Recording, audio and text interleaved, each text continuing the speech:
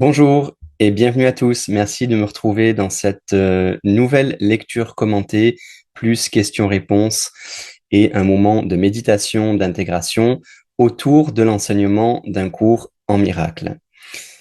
Je vous précise que j'ai bien les autorisations de la fondation américaine The Foundation for Inner Peace de partager avec vous cet enseignement sous forme de partage, de paragraphes, de morceaux de texte que l'on peut ensemble étudier finalement. Donc, si vous avez des questions, des remarques, des incompréhensions, n'hésitez pas à les mettre en commentaire. Et si je peux, je vous réponds.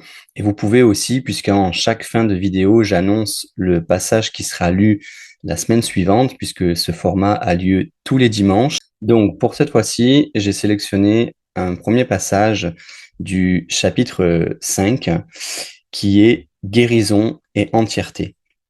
Et puis, un passage sur l'invitation au Saint-Esprit. Suite à ça, j'ai sélectionné 3 questions auxquelles je répondrai. Et puis, il y aura un partage d'une réflexion que j'ai écrite sur ce passage et qui nous laissera, comme je viens de vous le dire, glisser dans quelques minutes de méditation silencieuse, nous permettant vraiment d'intégrer le passage partagé. À propos d'intégration, je vous invite, si c'est la première fois que vous me rejoignez dans ce format, à écouter la lecture avec votre cœur, avec votre corps, et d'interpréter le moins possible avec votre mental. On est vraiment dans une idée de se souvenir de ce texte, de ce qui transparaît à travers ce texte, qui est un enseignement et un appel à se souvenir de qui nous sommes. Donc, c'est pas forcément par le mental que ce souvenir peut être réhabilité, mais par, je dirais, une forme de neutralité, de lâcher prise, dans laquelle on peut se laisser vibrer et résonner par les mots et par l'enseignement vibratoire qu'il y a derrière.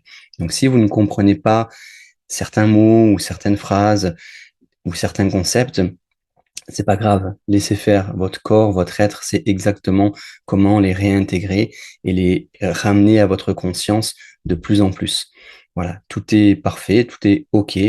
Donc, prenez le temps de sentir et puis si vous avez besoin d'y revenir, prenez le temps d'y revenir quand bon vous semble. Voilà, nous sommes partis pour ce passage sur le chapitre 5, guérison et entièreté. Guérir, c'est rendre heureux. Je t'ai dit de penser au nombre d'occasions que tu as eues de te réjouir et au nombre de celles que tu as refusées, ce qui revient à dire que tu as refusé de te guérir. La lumière qui t'appartient, c'est la lumière de la joie. Le rayonnement n'est pas associé au chagrin. La joie appelle un désir intégrant de la partager et favorise l'impulsion naturelle de l'esprit à répondre en ne faisant qu'un. Ceux qui essaient de guérir sans être eux-mêmes entièrement joyeux appellent en même temps toutes sortes de réponses, privant ainsi les autres de la joie de répondre de tout cœur. Pour être de tout cœur, tu dois être heureux. Si la peur et l'amour ne peuvent coexister, et s'il est impossible d'être entièrement apeuré et de rester vivant, le seul état entier possible est celui de l'amour. Il n'y a pas de différence entre l'amour et la joie. Par conséquent, le seul état entier possible est l'état entièrement joyeux. Guérir ou rendre joyeux, c'est donc la même chose qu'intégrer ou rendre un. C'est pourquoi, peu importe à quelle partie ou par quelle partie de la filialité la guérison est offerte, chaque partie en bénéficie et en bénéficie également. Tu es béni par chaque pensée bienfaisante de n'importe lequel de tes frères, où qu'ils soient. Tu devrais vouloir les bénir en retour par gratitude. Tu n'as pas besoin de les connaître individuellement, ni eux de te connaître. La lumière est si forte qu'elle rayonne de par la filialité, rendant grâce au Père de faire rayonner sa joie sur elle. Seuls les saints enfants de Dieu sont des canaux dignes de sa belle joie, parce que seuls sont assez beaux pour la garder en la partageant. Il est impossible pour un enfant de Dieu d'aimer son prochain, sauf comme lui-même. C'est pourquoi la prière du guérisseur est que je connaisse ce frère comme je me connais moi-même.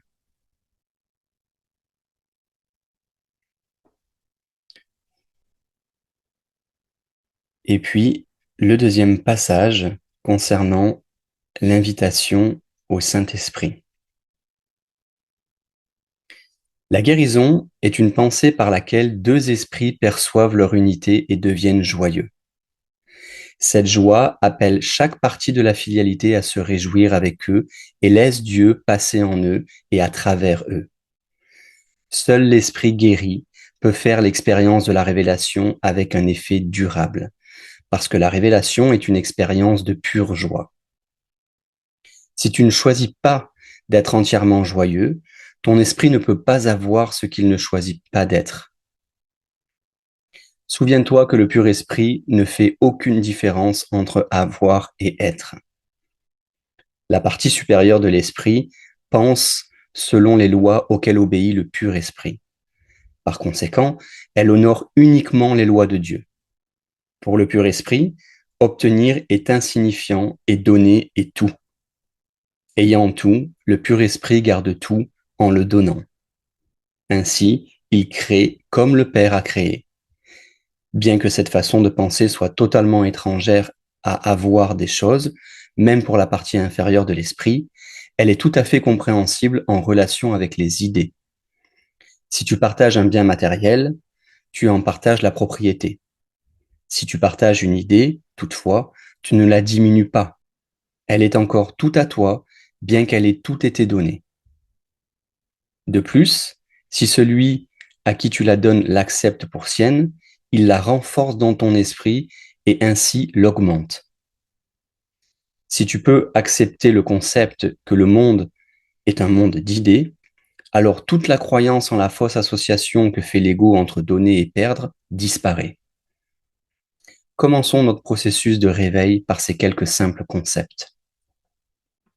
Les pensées augmentent en étant données. Plus nombreux sont ceux qui croient en elles, plus elles prennent de la force. Tout est une idée. Comment, donc, donner et perdre peuvent-ils être associés? Voilà l'invitation au Saint-Esprit. J'ai déjà dit que je pouvais m'élever et faire descendre le Saint-Esprit jusqu'à toi, mais je ne peux le faire venir que sur ta propre invitation. Le Saint-Esprit est dans ton esprit juste, comme il était dans le mien. La Bible dit: ayez en vous le même esprit qui était en Jésus-Christ. Et elle l'utilise comme une bénédiction. C'est la bénédiction de l'esprit de miracle. Elle te demande de penser comme je pensais et de te joindre à moi dans la pensée du Christ. Le Saint-Esprit est la seule partie de la Sainte Trinité qui ait une fonction symbolique. On l'appelle le guérisseur, le consolateur et le guide. Il est aussi décrit comme quelque chose de séparé, à part du Père et du Fils. J'ai dit moi-même: si je m'en vais, je vous enverrai un autre consolateur, afin qu'il demeure avec vous. Sa fonction symbolique rend le Saint-Esprit difficile à comprendre parce que le symbolisme prête à différentes interprétations. Comme homme et aussi comme une des créations de Dieu, ma justesse de pensée, qui venait du Saint-Esprit ou de l'inspiration universelle, m'a appris d'abord et avant tout que cette inspiration est pour tous. Je ne pourrais pas la voir moi-même sans connaître cela. Connaître est le mot propre dans ce contexte, parce que le Saint-Esprit est si proche de la connaissance qu'il l'appelle, ou mieux, il lui permet de venir. J'ai parlé plutôt de la perception supérieure, ou vraie, entre guillemets, qui est si proche de la vérité que Dieu lui-même peut franchir le mince fossé. La connaissance est toujours prête à s'étendre partout, mais elle ne peut pas s'opposer. Par conséquent, tu peux lui faire obstacle, quoique tu ne puisses jamais la perdre. Le Saint-Esprit et l'Esprit du Christ qui est conscient de la connaissance qui se trouve au-delà de la perception. Il a reçu l'être avec la séparation comme projection, inspirant en même temps le principe de l'expiation. Avant cela, il n'y avait pas besoin de guérison, car nul n'était inconsolé. La voix du Saint-Esprit est l'appel à l'expiation ou à la restauration de l'intégrité de l'esprit. L'expiation étant complétée et la filialité tout entière guérie, il n'y aura plus d'appel au retour. Mais ce que Dieu crée est éternel.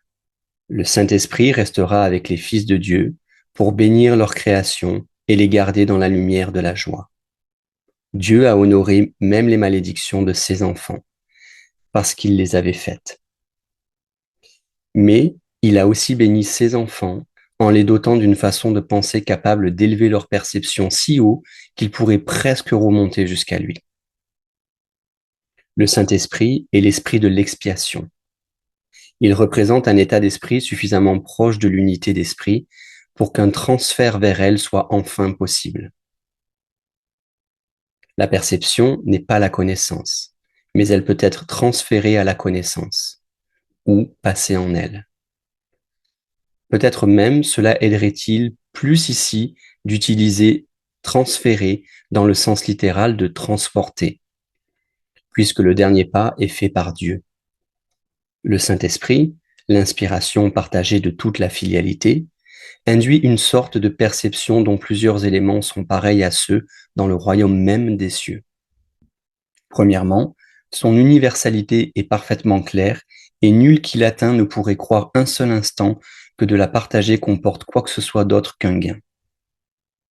Deuxièmement, elle est incapable d'attaquer et elle est donc véritablement ouverte. Cela signifie que bien qu'elle n'engendre pas la connaissance, elle ne lui fait pas du tout obstacle. Finalement, elle indique la voie au-delà de la guérison qu'elle apporte, et elle conduit l'esprit au-delà de sa propre intégration vers les sentiers de la création. C'est à ce point que s'opère un changement quantitatif suffisant pour produire un réel changement qualitatif.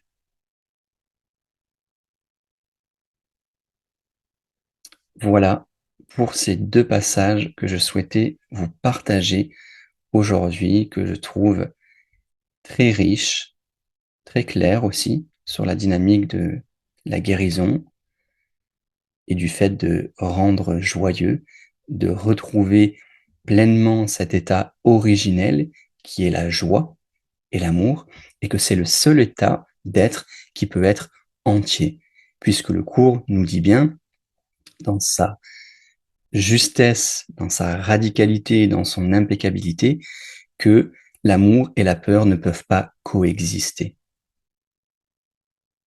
Ce qu'on aurait tendance à faire dans nos vies au quotidien, avec un ego qui essaye parfois de tempérer les situations, de se dire que rien n'est tout blanc, rien n'est tout noir, et qu'on peut à la fois avoir peur et à la fois aimer.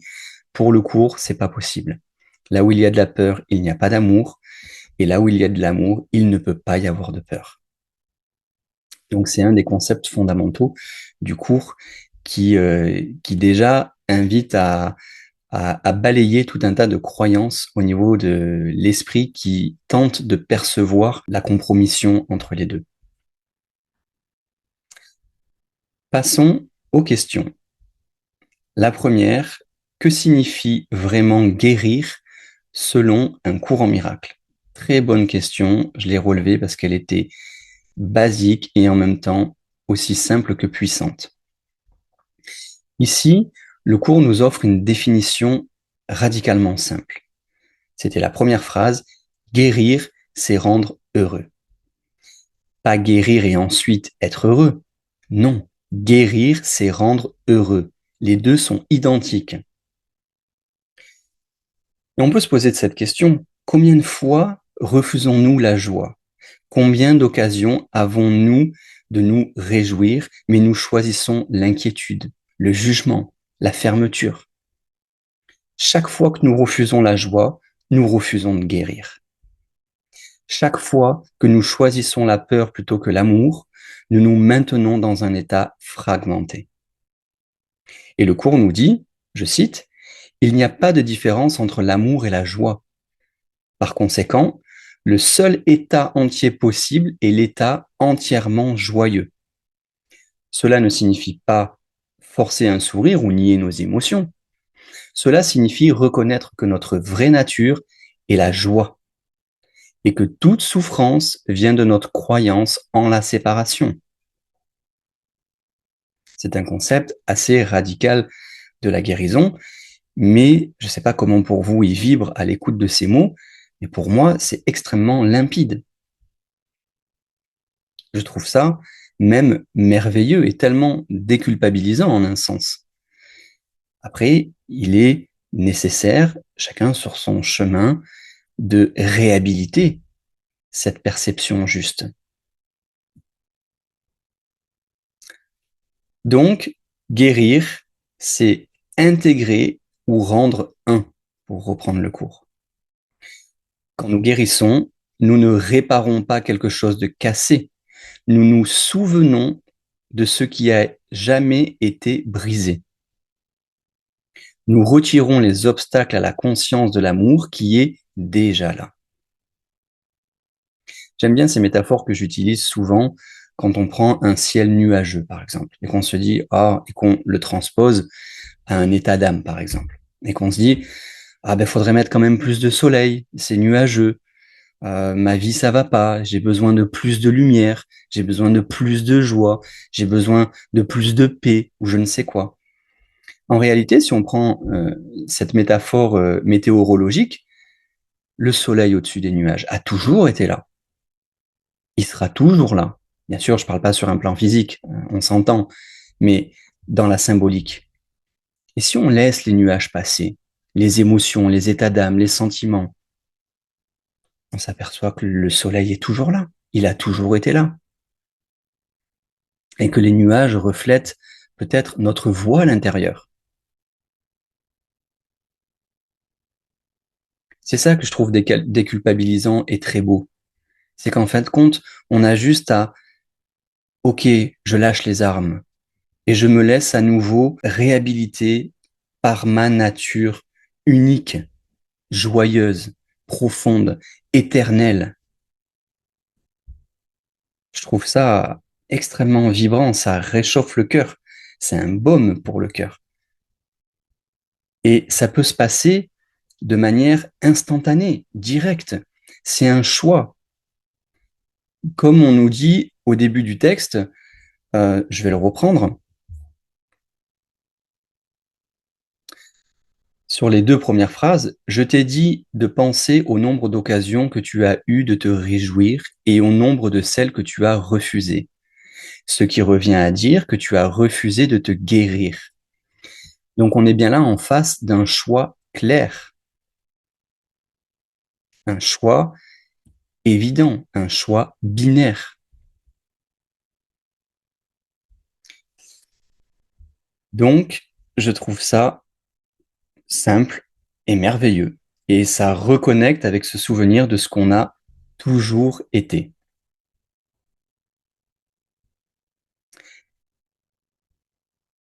Donc, je reprends sur ma réponse.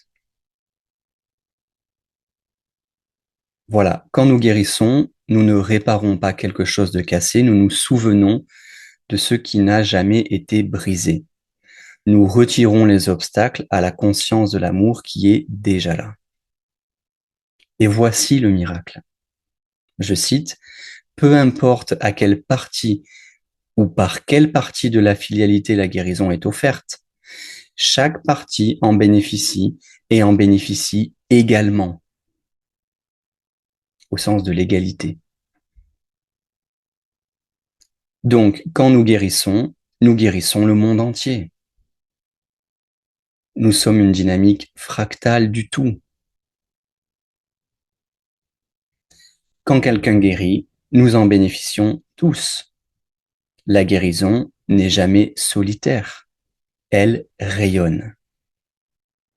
Passons maintenant à la seconde question qui est: comment pouvons-nous inviter le Saint-Esprit dans notre vie quotidienne concrètement? Une question pragmatique et concrète, super. Alors, le cours nous révèle quelque chose d'extraordinaire. Le Saint-Esprit est dans ton esprit juste comme il était dans le mien. Il est déjà là. Nous n'avons pas besoin de l'appeler de loin. Nous devons simplement l'inviter à nous guider. Mais comment fait-on cette invitation? Le cours nous donne un processus magnifique à travers 4 concepts simples, que je t'invite d'ailleurs à noter si tu veux y revenir prochainement. Le premier est que les pensées augmentent en étant données, en étant partagées. Contrairement aux choses matérielles qui se divisent quand nous les partageons ou qui passent de main en main, les idées se multiplient, grandissent, se renforcent. Quand nous partageons la paix, nous avons plus de paix. Quand nous offrons l'amour, nous partageons l'amour, nous nous remplissons d'amour également. Le deuxième concept, c'est que plus nombreux sont ceux qui croient en elles, plus elles prennent de force. Chaque fois que quelqu'un choisit la guérison, cela renforce notre propre capacité à guérir. Nous ne sommes jamais seuls dans ce processus. Le troisième concept est tout est une idée. Le monde que nous voyons est le reflet des pensées que nous choisissons. Je vais répéter cette phrase. Le monde que nous voyons est le reflet des pensées que nous choisissons. Ça paraît basique, ça paraît New Age, mais c'est d'une puissance que chacun a pu à un moment donné dans sa vie observer de manière claire. Choisir l'amour, on vit l'amour. Choisis de la paix et tu vivras de la paix.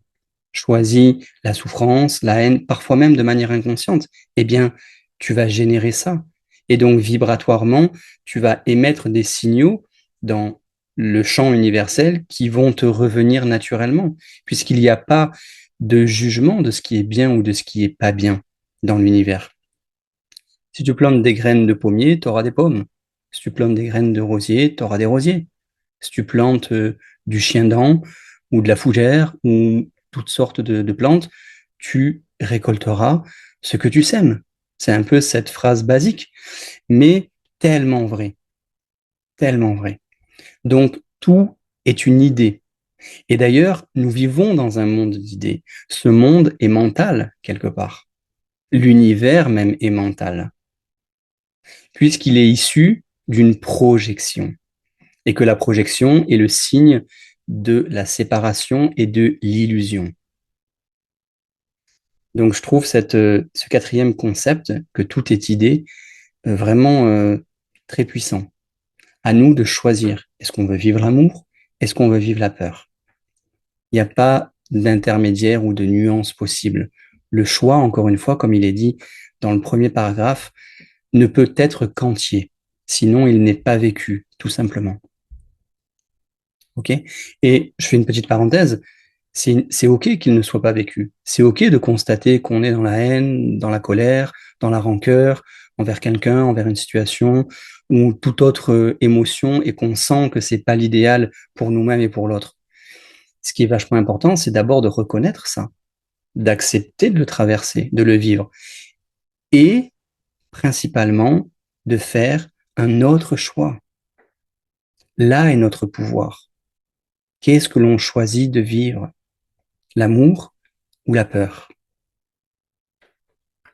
Voilà, c'est une question qu'on peut se répéter chaque jour et pour laquelle on peut demander de l'aide à Jésus, à l'univers, à vos guides de lumière, à la source, peu importe, à une dimension plus subtile qui englobe cette dimension terrestre dans laquelle on est peut-être aveuglé, endormi, en train de se dépatouiller comme on peut. Accepter de se dépouiller, accepter de recevoir pleinement la vision juste de l'Esprit Saint. Voilà, donc en gros, ça nous dit que tout est une idée et que on a la possibilité, le choix à chaque instant. J'ai fait une autre vidéo d'ailleurs sur ça, Je ne sais plus comment elle s'intitule, mais on parle beaucoup du choix en relation avec l'ego et le Saint-Esprit. Vous la trouverez d'ailleurs dans la playlist Voix du cœur, Voix du cours que je vous mets en description. Alors, et le quatrième concept, comment donc donner et perdre peuvent-ils être associés? Voilà la question qui fait tomber tout le système de l'ego. L'ego dit, si je donne, je perds. Le Saint-Esprit dit, en donnant, je reçois. Donc, ce concept est une forme d'illusion quand on y croit. Si je donne, je perds. Si je donne, j'ai moins. En réalité, non, puisque nous sommes tous un. Si je donne quelque chose à mon frère, c'est comme si je me le donnais à moi. Que je souhaite et que je prie pour l'amour de ma famille, eh bien, en fait, je prie également pour moi. Pas parce que je fais partie de la famille, mais parce que je suis la filialité. Nous sommes tous une facette de la filialité. Donc, c'est comme la guérison dans un corps physique. Si un organe malade se met tout d'un coup à vibrer son plein potentiel et sa nature même, et qu'il guérit, il va entraîner tout un tas de bénéfices dans le reste de l'organisme. Si un groupe cellulaire se met à guérir, eh bien, ça va se répandre vibratoirement, ça va se répandre et les autres cellules vont pouvoir s'harmoniser sous ce nouveau taux vibratoire. Eh bien, il en est de même pour nous tous, à l'échelle humaine. Donc voilà, le concept de perdre et de donner n'a pas vraiment de sens. Donner, c'est recevoir. C'est la même chose. Ce sont les deux facettes d'une même pièce, comme on dit. Donc, concrètement, chaque fois que nous sommes tentés de juger, demandons, comment puis-je voir cela avec le Saint-Esprit? Chaque fois que nous nous sentons séparés, souvenons-nous, les pensées augmentent en étant données. Et offrons ce que nous voulons recevoir. Paix, pardon, joie. L'invitation au Saint-Esprit n'est pas un rituel compliqué, c'est un choix simple, moment après moment. Et c'est ce que j'ai souvent constaté dans mes méditations et souvent dans des états profonds de méditation et de lumière. Ce que j'ai pu observer aussi, c'est chez certains méditants de haut niveau. La seule dynamique qui se passe, en tout cas en moi, et que j'ai pu apercevoir de manière très lumineuse et très claire dans certains méditants, dans des états profonds, eh bien, c'est que nous faisons le choix, seconde après seconde, instant après instant, de la lumière et de l'amour. Il n'y a que ça. C'est une validation permanente à chaque instant, à chaque seconde, à chaque milliseconde, une validation intérieure, un choix concret, divin, permanent, entier de la lumière et de l'amour. Ça, c'est pour mon expérience quand je suis en méditation et que j'ai pu observer dans des méditants à travers leur lumière, de ce qu'ils dégagent comme lumière et de ce que je vois en eux et de ce que je constate en moi, puisque c'est finalement la même chose et ce que je présume qui peut se passer chez tout le monde, mais j'ai pas pu l'observer chez tout le monde, mais par définition de concept et à mon sens, évidence, ça se passe comme ça pour tout le monde. C'est un choix de lumière permanente. Je choisis l'amour, je choisis l'amour, je choisis l'amour.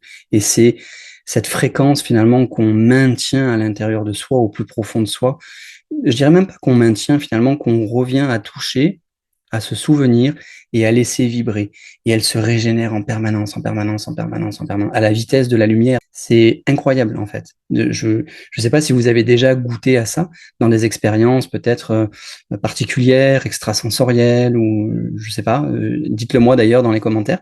Je suis assez curieux de votre expérience et de manière plus générale avec des concepts du courant miracle. Mais voilà, en tout cas, chez moi, j'ai pu maintes fois toucher ça.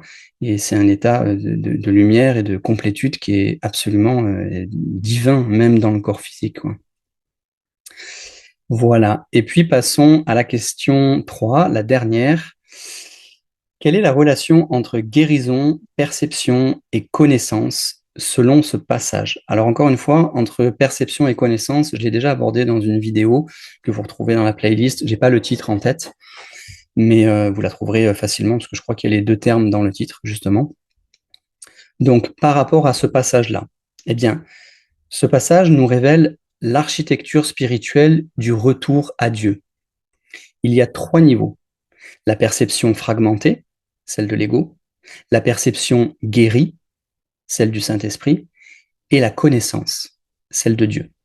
Donc le cours nous dit, la perception n'est pas la connaissance, mais elle peut être transférée à la connaissance ou passer en elle.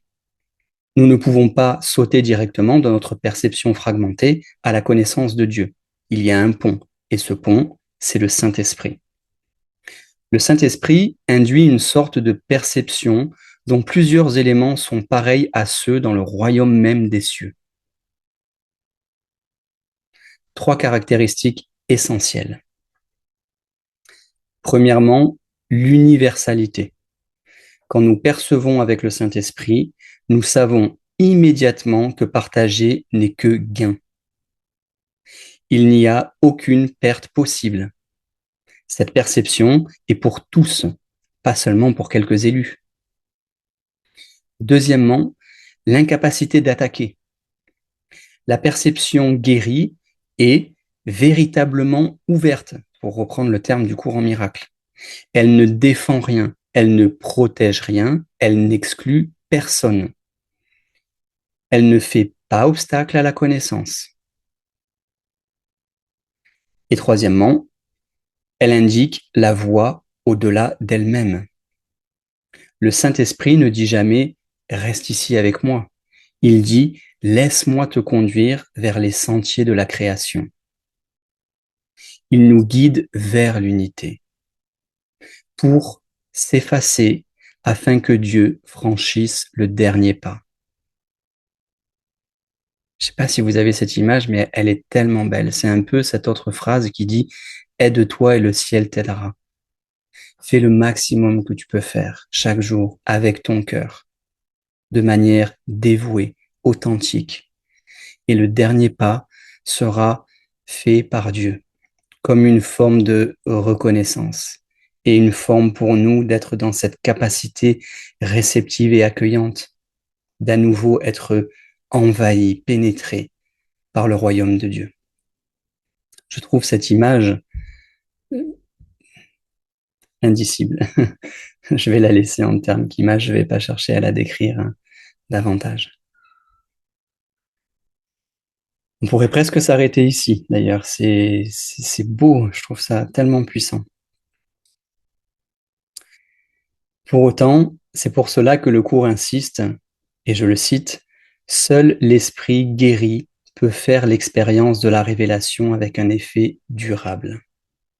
Si nous essayons d'atteindre Dieu en sautant l'étape de la guérison, en niant notre humanité, nos relations, notre besoin de pardon, nous construisons des expériences spirituelles temporaires qui s'effondrent dès que nous revenons dans le monde. La guérison, c'est purifier notre perception jusqu'à ce qu'elle devienne si transparente que, je cite, Dieu lui-même peut franchir le mince fossé. Nous faisons tout ce que nous pouvons, pardonner, aimer, voir avec le Saint-Esprit, et puis Dieu fait le dernier pas. Ce dernier pas, nous ne pouvons pas le forcer. Nous pouvons seulement nous préparer à le recevoir. Voilà pour la réponse que je peux vous partager sur cette troisième question. Et à présent, je vais vous lire une réflexion qui va nous laisser glisser dans une méditation d'intégration. Vous pouvez écouter cette réflexion les yeux fermés ou vous apprêter à vous installer confortablement pour bénéficier de quelques minutes de silence que vous vous accordez pour vraiment intégrer tout ce qui a été partagé dans cette vidéo aujourd'hui.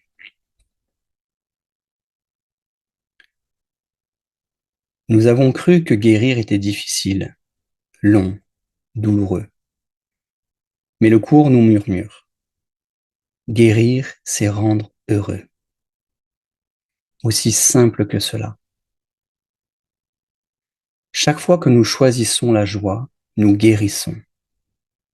Chaque fois que nous offrons l'amour plutôt que le jugement, nous devenons entiers.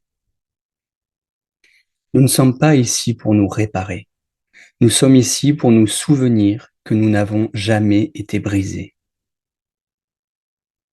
Le Saint-Esprit est déjà dans notre esprit, attendant patiemment notre invitation. Il ne force jamais, mais il est toujours prêt. Et quand nous l'invitons, il nous montre ce que nous n'avons pas pu voir seuls, que donner et recevoir sont un, que la guérison de notre frère est notre propre guérison, que la joie partagée augmente infiniment. Déposons maintenant l'idée que nous devons souffrir pour mériter l'amour. Laissons le Saint-Esprit transformer notre perception jusqu'à ce que le fossé devienne si mince que Dieu lui-même puisse le franchir. Dans le silence, accueillons la seule prière du guérisseur. Que je connaisse ce frère comme je me connais moi-même. Car en lui, nous voyons notre propre visage. Et dans cette reconnaissance, nous sommes un.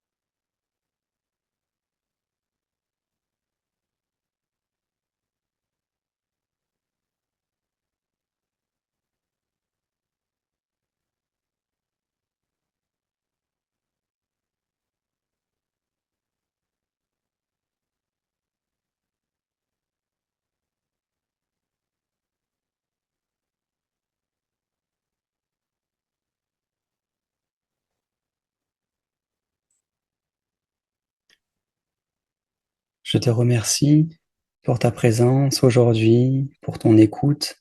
J'espère que ce passage t'aura parlé, plus même aura vibré en toi et ravivé le souvenir de la beauté que tu es, de la grandeur que tu es. Et si tu penses que cette vidéo, ce message peut aider d'autres personnes autour de toi, ben, comme le propose le cours de partager nos idées pour qu'elles se renforcent, eh bien, je t'invite, si tu le souhaites, à partager cette vidéo à tes proches, à des amis, à qui ça pourra parler autour de toi. Donc, la semaine prochaine, nous aborderons le passage qui est toujours dans le 5e chapitre et qui s'intitule La voie pour Dieu. Si vous avez des questions, n'hésitez pas à les poser en commentaire relatifs à ce passage ou de manière plus générale au cours en miracle. Et puis, je vous souhaite à tous et à toutes une excellente semaine et à très bientôt.